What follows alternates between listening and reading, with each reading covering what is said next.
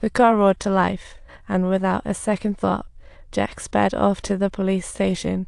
Turns out Annie is an ultra-cute girl. Turns out Annie barged into a lab doing experiments on puppies. Unable to bear it, she decided to rescue them. After piecing together the truth, Jack did a quick U-turn, heading toward the real place Annie mentioned. Soon after, they parked on the side of the road, arriving right under Annie's apartment. "They'll see you tomorrow." Jack was completely taken aback. He didn't want to be tied down by Annie, yet willingly walked into her room, getting ready to roll out the red carpet, when Annie made a bizarre, "You have to stay here for a month." Hearing this outrageous demand, he flat out refused. After all, they had only just met and it wasn't pleasant. He couldn't fathom suggesting moving in together.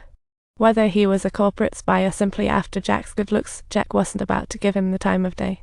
"Stop punishing me. Stop wasting my time. Next time you show up at my place, I will seriously call the cops." This didn't faze Annie at all. As the executive president of an ad agency, she had dedicated almost all her time to work. She was in a rush to secure a partnership with a renowned company to skyrocket her career. The next day, Jack was in a meeting with representatives from that company, talking collaboration. He boasted about his advertising plan with pride, but surprisingly and effortlessly, the man dismissed Jack's days and nights of hard work in just 2 sentences. Maybe it was because he hadn't taken a break in ages, the pent-up frustration exploded. He shouted at the man's ignorance and narrow-mindedness, feeling a little better inside.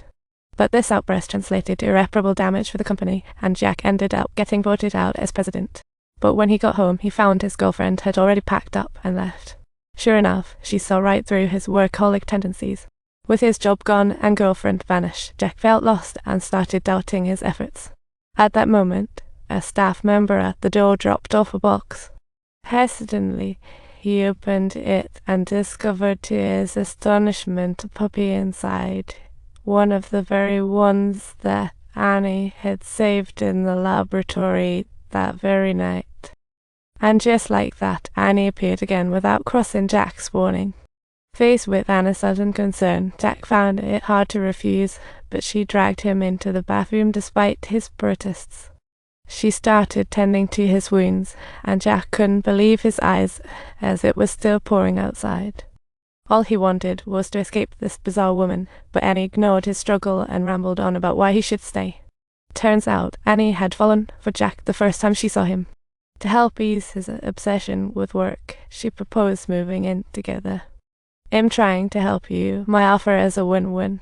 "Right, help you. What's in it for me?" Facing this unexpected suitor, although her words felt a bit forced, Jack, who had nothing to lose, unsure of where to go, finally agreed to stay with Annie for the night, and she broke into a bright smile. What she really wanted was for Jack to move in, and there were secrets behind all of this that made her happy. The next morning, Jack discovered his clothes had mysteriously vanished, leaving only a pair of shorts.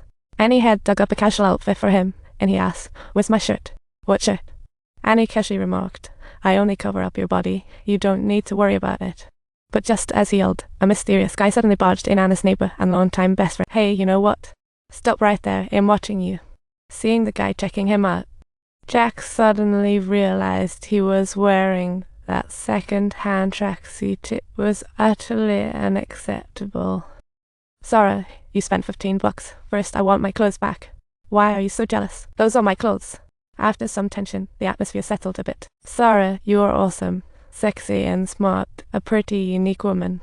This compliment, seemingly meaningless, stirred something in Anna's heart. Seeing her sad face, Jack suddenly felt a twinge of guilt.